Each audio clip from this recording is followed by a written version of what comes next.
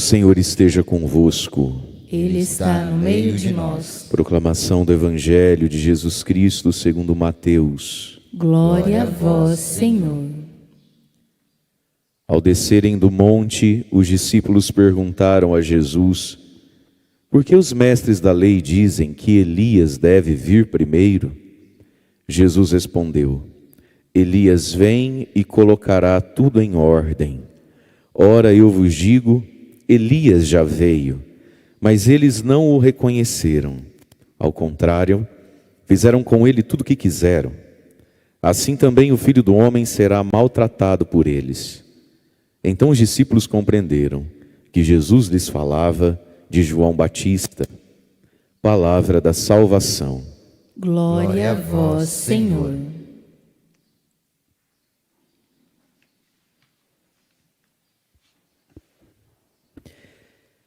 Irmãos e irmãs, nesse tempo do Advento, a Igreja na liturgia nos apresenta dois grandes personagens que nós podemos chamar de precursores, que preparam a vinda de Jesus. Um deles é a Virgem Santíssima, Nossa Senhora, e o outro grande personagem desse tempo do Advento, que prepara o caminho do Senhor, é João Batista. E por esses dias da semana, e hoje também, nós temos o olhar voltado para João Batista, o precursor. E João Batista está prefigurado na Sagrada Escritura, o seu espírito, o seu jeito, a sua unção, no profeta Elias, que viveu um tempo muito difícil do tempo de Israel, quando o povo foi para a idolatria de Baal, por causa de Jezabel e Acabe, reis de Israel, que idólatras que eram, acabaram levando o povo. E nós conhecemos a história do profeta Elias, que sobe ao alto do Monte Carmelo, desafia os sacerdotes e os profetas de Baal naquele dia em que desce fogo do céu. E Elias é então o grande profeta dos grandes portentos, dos milagres, né? E aqui então o livro do Eclesiástico resumiu para nós, fez como que a capa do livro, né? A orelha do livro, de quem foi o profeta Elias, no seu ardor por Deus. Então diz lá, Eclesiástico 48, né? Nós ouvimos. O profeta Elias surgiu como um fogo, e sua palavra queimava como uma tocha. Ele era um homem de fogo, palavra como tocha. E reconduziu muitos de volta, mas também encontrou muitos inimigos, porque ele ardia como fogo, sua palavra como uma tocha. A concretude da palavra de Deus nos toca como um fogo, e a gente sabe que às vezes a gente quer fogo, né? Tá frio, precisava esquentar isso aqui, mas quando tá calor, não é verdade? O fogo faz bem para um, incomoda outro, purifica, derrete, mas nem sempre é bem-vindo. Mas esse era Elias, um homem que surgiu como um fogo, uma labareda de fogo, e de algum modo as pessoas experimentavam que a sua palavra queimava, como uma tocha que se aproximava. E aí vem os frutos disso, né? Uma das coisas que Elias fez como profeta, fez vir a fome sobre eles e no seu zelo reduziu-os a pouca gente. Elias fechou o céu, né? Por causa do pecado do povo, quando ele diz, por causa do pecado de vocês, vai ficar sem chover 3 anos. E o povo viveu uma seca terrível por 3 anos, por profecia e decreto desse homem santo, Elias. Portanto, aqui para nos ensinar, queridos irmãos e irmãs, que a santidade às vezes se expressa na correção. Elias era santo. Esse fogo que saía dele era um fogo que queimava nele. Não um fogo de um moralismo, de uma raiva dos outros, um fogo por Deus. E porque queimava de fogo por Deus, decretou, nós vamos sofrer 3 anos juntos, sem chuva. Fome, miséria, morte, catástrofe. Então, a santidade de Elias se expressou algumas vezes em sua vida, através de uma capacidade que ele tinha de corrigir de modo duro, de corrigir de um modo pesado. E aí diz então, pela palavra do Senhor, fechou o céu para a chuva, né? E de lá fez cair fogo por 3 vezes. Está falando aqui então do dia dos profetas de Baal, quando chove fogo do céu. E aí então vem um grande elogio a Elias.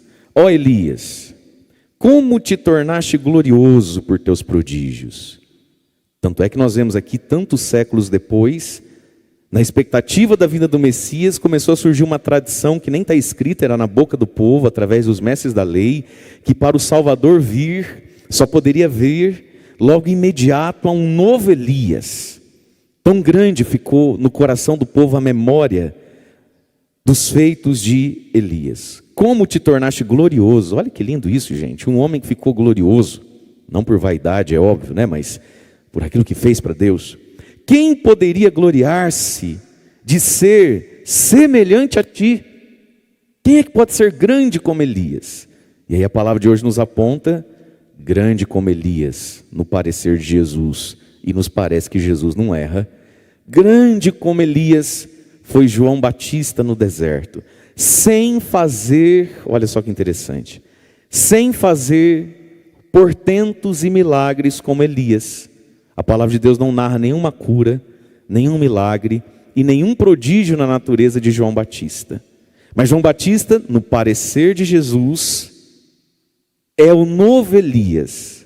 Por quê? Porque por dentro, João Batista foi de tamanha santidade, porque se posicionou de tal modo por Deus, que foi grande como Elias, ainda que não tenha feito milagres e portentos, não tivesse esse carisma externo que o profeta Elias teve. E aí então ele vai dizer, foste arrebatado num turbilhão de fogo, num carro de cavalos também de fogo. Elias é o profeta, e aqui ele prefigura Jesus daí, né? Elias é o profeta que não morreu. Na tradição de Israel, ninguém tem ideia de onde é que está o corpo de Elias, e desde sempre se contou que um dia um grupo grande de pessoas viu Elias sendo arrebatado num carro de fogo, numa carruagem que passou e o levou para o céu. Tanto é que na passagem da transfiguração, quando Jesus é transfigurado, Pedro, Tiago e João veem Jesus ladeado de Moisés e Elias, os dois profetas dos quais não se tem notícia do corpo, apesar de tão famosos, de tão queridos. E isso é muito interessante para nós. A gente sabe que quando morre alguém muito grande, o túmulo vira lugar de peregrinação, não é isso? E lá vê o corpo do santo fulano, enfim. Elias e Moisés, os dois maiores homens da fé de Israel, não tem nem suspeita de que talvez seja aqui, como é para nós. Quando você for lá na Terra Santa, lá que a gente for lá na Terra Santa, lá meia de 2023, quando eu for lá na Terra Santa, amém, nós vamos numa van, vamos mais 7 pessoas cabe. Aí vê de tudo lá, mas vê de tudo. Aqui caiu a lágrima do menino de aqui, onde é que está o túmulo de Nossa Senhora? Vai levar uma flor, fazer uma oração? Não tem nem suspeita. Como é que, gente, se houvesse um túmulo para a mãe de Jesus, todo mundo sabia onde era o túmulo, mas não tem porquê. Porque Deus fez esses grandes sinais extraordinários, sobre-humanos, para alguns dos seus, e Elias foi digno disso. Então lá na transfiguração ele está ladeado de Elias e Moisés. Elias e Moisés são gigantes. Onde é que está o túmulo de Elias e Moisés? Nem sinal. A prefiguração da vida eterna. Fostes arrebatado, né? Um carro de fogo. Tu, Elias, versículo 10. Nas ameaças para os tempos futuros, porque ele era um profeta de fogo, então ele falava e profetizava umas coisas ruins, não jogando praga, mas apontando o que de fato de ruim iria acontecer. Foste designado, escolhido, para acalmar a ira do Senhor antes do furor. Olha que lindo isso aqui. Vou dar uma oportunidade de você sentar direito e tentar não dormir, porque isso aqui é muito importante. Mexe o bumbum na cadeira assim, troca a nádega, que o sangue circula. Isso, faz assim, faz assim. Faz assim comigo. Ai, ai. Sábado, 6 da madrugada. Eu quero uma salva de palmas para vocês, gente. Eu só vim porque eu sou que rezo. Para, outro fazendo aniversário, né? Nossa, vocês valem ouro demais a conta. Ei, a palavra está dizendo que o Elias era pau de dar em doido. Certo? Ele era malucão da cabeça. E que por causa dele, por 3 anos, não choveu. Tudo isso aqui que a gente já falou. Presta atenção nesse versículo. Tu, Elias, nas ameaças para o tempo futuro. Ai, que medo. Na verdade, foste designado, escolhido, nessa braveza, nessa força, para acalmar a ira do Senhor antes do furor, para reconduzir o coração do pai ao filho, para restabelecer as tribos de Jacó. O que está nos ensinando aqui? Que esse furor, que essa ira, na verdade está acalmando o castigo que há de vir. Deus, antes de punir, avisa. Igual pai e mãe que pega o chinelão, que pega aquela cinta, aquele couro grosso, mostra e fala: você quer?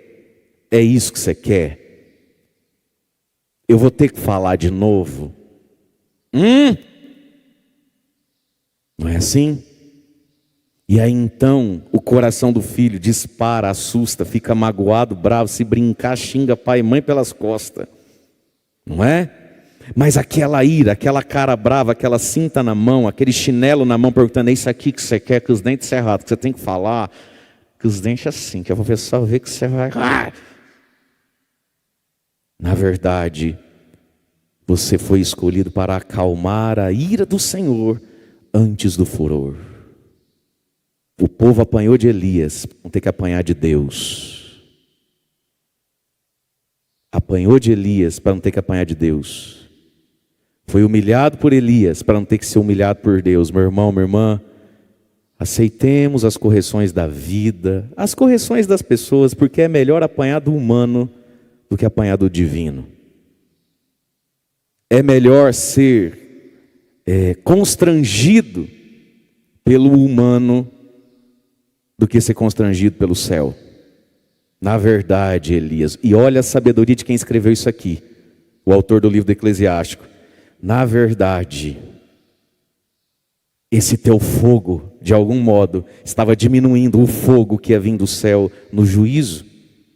Então, queridos irmãos e irmãs, se a gente quer passar bem nessa vida, chegar bem no céu, é bom a gente acostumar a apanhar um pouquinho da vida do ser humano e talvez de um Elias que está na nossa frente. É melhor o furor do Elias do que o furor do céu. Mas por que isso? Porque o furor do Elias era uma gotinha do furor de Deus.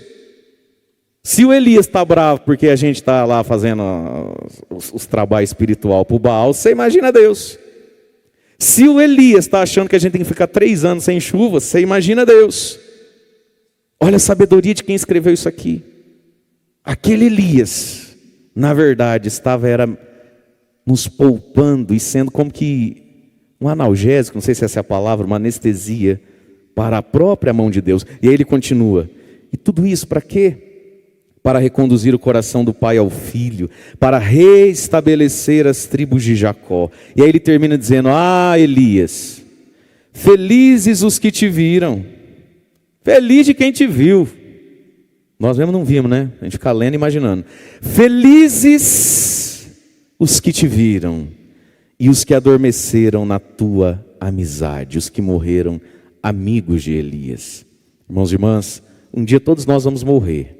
Que a gente possa morrer amigo de Elias, ou seja, amigo dessa verdade, triste de quem morre, inimigo de Elias, inimigo da palavra, inimigo dessa verdade. Feliz de quem adormeceu, tendo Elias por amigo. E é possível, porque é assim que é a vida, que Elias não conhecesse todos os amigos que tinha. Mas a pessoa, sem nunca ter pego talvez na mão do Elias, se sentia amiga dele, porque se identificava no coração. Se identificava por dentro. Talvez não tinha acesso a Elias, mas era amigo na identificação das coisas. Porque isso é amizade. Amizade é olhar para o mesmo lado junto. Amigo com amigo. As verdadeiras amizades estão baseadas na capacidade de renunciar pelas mesmas coisas. Isso faz 2 amigos. Quando eu e você somos capazes de fazer um grande sacrifício pela mesma coisa. É aqui que tem uma amizade. Fora disso tem os nossos coleguismos, que é bom também. Mas a amizade está no eu morro por aquilo ali, ó. A pessoa fala, eu também. Pronto, tem 2 amigos aqui. Ainda que nem se conheçam, talvez de tão perto. Feliz de quem morre, amigo de Elias. E para isso, a gente fez uma prece no Salmo, pedindo a Deus, convertei-nos, ó Senhor. E aqui tem um entendimento, que a conversão quem é que faz? Eu com Deus. Convertei-me, Senhor. Está no plural. Convertei-nos. Ou seja, irmãos e irmãs, a conversão é um ato de razão, de vontade, de determinada determinação. A conversão é um bom senso, é um juízo que a gente pega na cabeça, dá um tapa na sua testa assim. Conversão é questão de juízo. Mas fazendo carinho assim, você vai dormir. Vai, dá aí que você está precisando. Fala, conversão é uma questão de juízo. Mas também é uma graça, né? Convertei no Senhor. Senhor, vem me converter. Eu não estou nem querendo muito, mas o Senhor é Deus. Não precisa respeitar tanto a minha liberdade não, Jesus. Toma posse do que você quer logo. Reina em mim, ó. Me converte. Convertei-nos, ó Senhor. Resplandecei. Fazei, né? Brilhar a vossa face. Tira teu rosto de trás da nuvem, meu Deus. Brilha na minha frente igual um sol. Me deixa cego. Resplandecei a vossa face, e nós seremos salvos por uma conversão, que é ato meu, mas no fundo é uma grande graça que Deus sustenta e nos ajuda a viver. E aí nós vamos no Evangelho então, Mateus 17:10. Senhor, por que os mestres da lei ficam dizendo então que Elias deve vir primeiro? Esse negócio nem ficou escrito direito, que confusão. E aí, quem é que é o Elias, quem é que não é o Elias? E aí Jesus respondeu no versículo 11, e aqui está uma sabedoria dos fariseus. E é uma sabedoria humana, todos nós temos. Qual é a resposta? Por que eles viviam dizendo que tinha que vir de novo um homem de fogo igual Elias? Olha lá, versículo 11. Elias vem, disse Jesus, e colocará tudo em ordem. Por que os fariseus então viviam dizendo que precisava de um Elias? Porque todo ser humano é capaz de entender uma coisa. Me pergunta, qual coisa? Pergunta de novo, qual coisa? É preciso pôr a vida em ordem. Irmãos e irmãs, quem é que não quer Deus? Se você for ver, eu acho que até o capeta quer Deus. Do jeito dele lá, mas ele quer. Quem é que não quer ser feliz? Você conhece alguém que não quer ser feliz? O que você sonha para a sua vida? Eu não sei, às vezes eu ando pensando... Eu queria ser triste.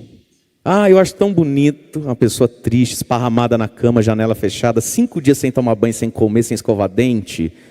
Eu queria demais ser triste, sofrida. Você conhece isso? Qual que é o seu sonho? Eu queria um casamento bem ruim. Nossa, só uma mulher que é uma onça, histérica, paranoica, e 2 filhos para dar trabalho. Um drogado e o outro coisado. Meu irmão, não tem isso. Todo mundo quer ser feliz. E todo mundo no fundo sabe que a felicidade, que a bênção e que Deus, você quer Deus na sua vida, sim ou não? Sim. Eu também quero. Natal, a gente quer que Jesus nasça na nossa vida, sim ou não? Sim. Coloca a vida em ordem. Tamanha visita vai chegar nessa bagunça toda? Tamanha visita vai chegar nessa sujeira? Tamanha visita vai chegar e o sofá tem roupa, tem carrinho de criança, vai sentar onde essa visita? Tamanha visita vai chegar, você vai servir um café, não tem uma xícara limpa? Elias vem e colocará tudo em ordem. Ordenar a vida para o amor. Ordenar a vida para o encontro e a união com Deus. E aqui está, irmãos e irmãs, com que facilidade a gente se desorganiza. Com que facilidade a gente se desorganiza, não é? E as peças saem fora do lugar. Elias vem para colocar em ordem a vida. E ora, eu vos digo, o Elias já veio aquele que ia colocar em ordem. Mas eles não o reconheceram. Por que não o reconheceram? Porque João Batista tinha a palavra de Elias, a pregação de Elias, mas não fez esses sinais portentosos, então não reconheceram. E aqui, meus amados, se a gente for ficar esperando viver de milagre, de cura, de sinal portentoso, nós não vamos longe não. Se as pessoas não pararem de ficar dependendo do padre revelar a cura dela, a situação da vida dela, se a gente não parar de ficar dependendo de não ter, se a rosa tem que ser minha, porque se não for minha, não foi comigo que Nossa Senhora falou. Essas coisas mais portentosas, meu amiguinho, nós não vamos para lugar nenhum. O Elias... Mas ele já veio.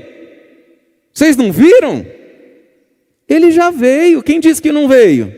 Meus irmãos, quantas vezes Elias já veio para você e para mim, mas passa desapercebido, né? Que a gente só enxerga coisa grande.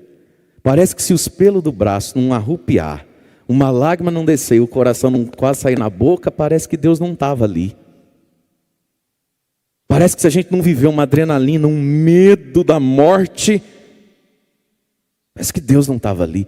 Elias já veio, ou seja, ocasiões e palavras de pôr a vida em ordem vêm todo dia.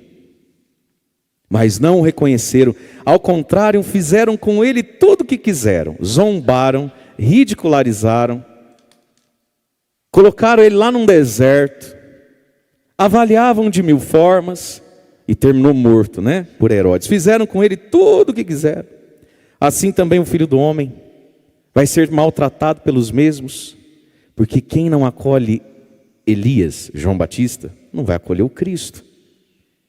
Se a gente não acolhe a vida e seus recados, a gente não acolhe Jesus na Eucaristia, na palavra, a gente maltrata.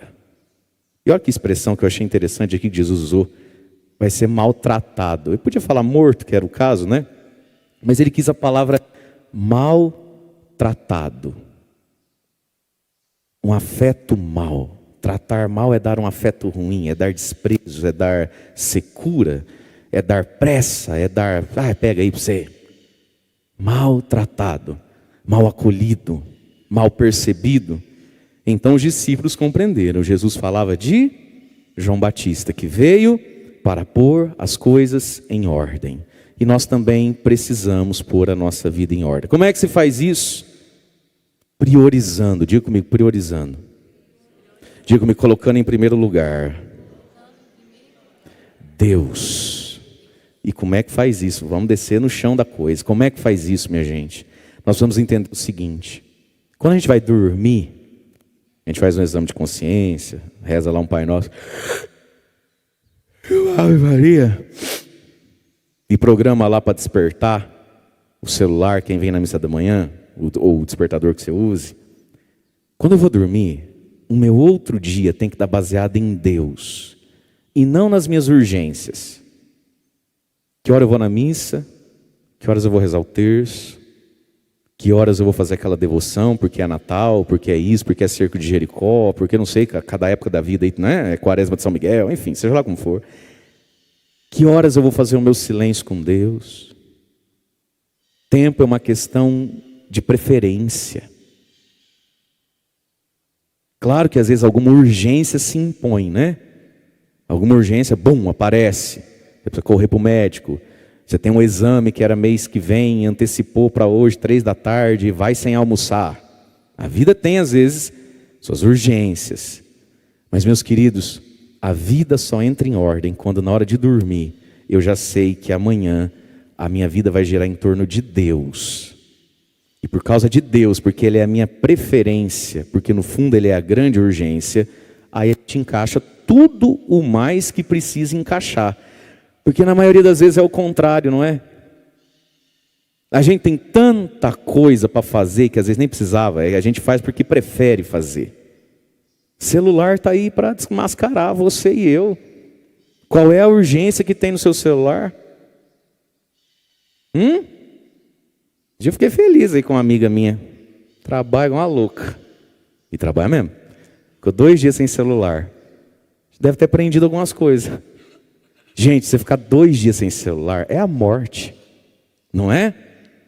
Não é sofrido só para a pessoa ficar 2 dias sem celular. É sofrido para nós também. Não é verdade? Você manda uma mensagem para a pessoa 1 da tarde. Está sem celular. Se eu quiser que saiba ou quiser saber, lá pelas 9 da noite eu consigo encontrar essa pessoa. Já dá um desespero. Nós estamos tudo doido. Nós estamos todos escravos desse negócio. Mas escravo mesmo. Mas se a gente entra numa concretude, o que de urgência tem ali? Nada. Quase nada. O que não pode ser depois, que tem que ser agora? Isso fala das nossas preferências. É que a gente prefere conversar com o humano do que conversar com Deus. É que a gente prefere notícias, saber quem foi, quem fez, quem comprou, quanto pagou, quem emagreceu, quem engordou, do que saber a palavra, do que saber a vontade de Deus para a minha vida, do que saber o que o Espírito Santo queria me dizer hoje. Elias vem para pôr em ordem, e a gente só põe em ordem quando na hora de dormir já está ordenado que amanhã eu estou aliançado com isso, isso e isso a respeito de Deus. E olha, quando a gente faz assim, se você pegar aí na tua memória os melhores momentos da sua vida em que foi assim, o dia rendia mais, as coisas todas cabiam, e a gente saía mais vivo disso, mais inteiro, menos irritado, menos amargo, menos estressado, ferindo menos as pessoas, e ainda provando a providência de Deus que não nos desampara. Porque se você prefere Deus, Deus prefere quem? Você. Não é assim? Quando a gente faz algo, e que às vezes até os outros percebem, Deus também nos vê. Quando Zaqueu subiu naquela árvore, todo mundo viu Zaqueu, sim ou não? E tirou sarro, sim ou não? Toma, trouxa. Ai, palhaço, sobe na árvore agora, sua tampa, seu baixinho, bandido, safado. Que ele cobrava imposto com os juros lá em cima, né? Filho de um cão. Levou meu carro, né? Safado do inferno. Tomara que caia daí também. Todo mundo viu Zaqueu, sim ou não? E Jesus também. Quando Bartimeu gritou igual um histérico. Pensa um cego doido, grita como se estivesse morrendo, ainda corre. Olha que perigo, o cego correndo. Todo mundo viu Bartimeu, sim ou não? E Jesus também. Quando aquela mulher vai gritando atrás de Jesus, puxando a saia dele, lá, ai, minha filha está encapetada, socorro, salva-me, salva-me, salva. Manda calar a boca dessa mulher, não tomou os remédios hoje. Todo mundo viu a maluca, sim ou não? E Jesus também. Deus nos vê, meus irmãos. Se nós o preferimos, Ele nos prefere. Deus é bom pagador, né? Diz São Paulo. Ele não se deixa vencer em generosidade. Portanto, queridos, coloquemos a nossa vida em ordem a partir de hoje. Nós vamos girar ao redor de Deus. E Deus não é uma teoria, Deus é um encontro. É uma pessoa com a qual a gente se encontra. E Ele está na Eucaristia, na palavra, na oração. E no ser humano, quando Ele nos solicita a bondade e a caridade. Seja porque está doente, seja porque é mais velhinho, seja porque está precisando de um favor agora. Deus sempre está nesses encontros, Ele promove esses encontros. Mas nós precisamos ordenar a nossa vida. E quando a gente ordena a nossa vida, então o Cristo vem. Porque Ele quer ser bem acolhido, ter espaço em nós. Louvado seja nosso Senhor Jesus Cristo.